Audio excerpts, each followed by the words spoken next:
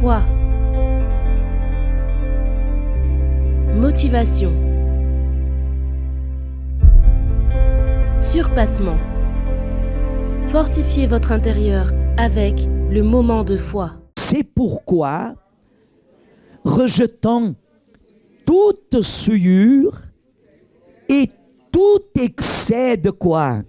De malice, recevez avec douceur la parole qui a été plantée en vous et qui peut sauver vos âmes.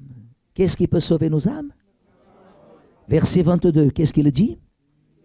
Mettez en pratique la parole et ne vous bornez pas à l'écouter en vous trompant vous-même par de faux raisonnements. Cette lutte, on a toujours eu. Vous savez, nous-mêmes à l'église, on a cette lutte. Quand je vous disais de la famille, les personnes qui viennent à l'église, c'est la famille. Et qu'est-ce que nous voyons? Qu'est-ce que nous voyons? Que des fois la personne à l'église,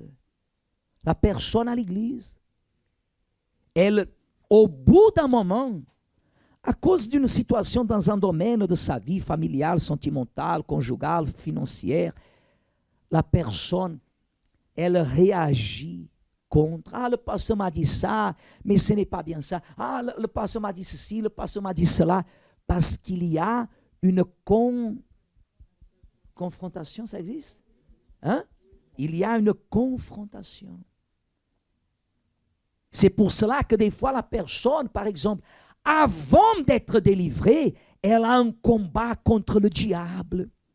Elle a un combat contre le diable, mais un combat, une lutte. Comme elle se délivre du diable, elle rend même témoignage. Sauf qu'elle oublie que la vraie lutte commence parce que c'est beaucoup plus difficile de se délivrer de soi-même que de se délivrer du diable.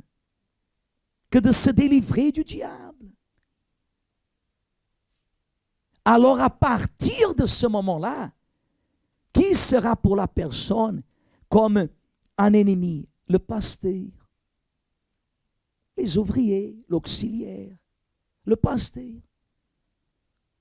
Le pasteur que si véritablement il vit pour que le salut de la personne soit à jour, la personne va commencer à regarder le pasteur avec des mauvais yeux. Va commencer à considérer la parole, des fois même à l'église. Vous savez qu'il y a des personnes qui arrivent à penser ça. Elle arrive à penser que le message qui lui a été donné, le message qui a été donné dans le culte, elle arrive à penser que le pasteur a parlé ça pour elle. C'est un péché ça, mes amis.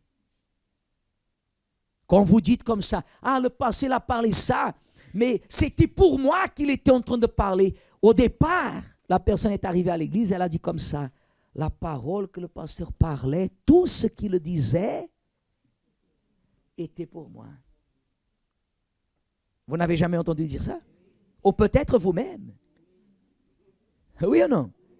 Au départ, la personne, elle était spirituellement dans l'enfer, mais quand elle a reçu cette parole, c'est comme si elle a eu de l'eau fraîche dans la bouche qui a arrosé son corps. Elle a dit, tout ce que le pasteur... C'est pour cela que maintenant, vous voyez, quand quelqu'un vient me voir, surtout les dimanches, les personnes viennent nous voir à la fin du culte, ils disent comme ça, ah, évêque, je voulais vous remercier. Tout ce que vous avez dit, je ne laisse pas ni même la personne finir.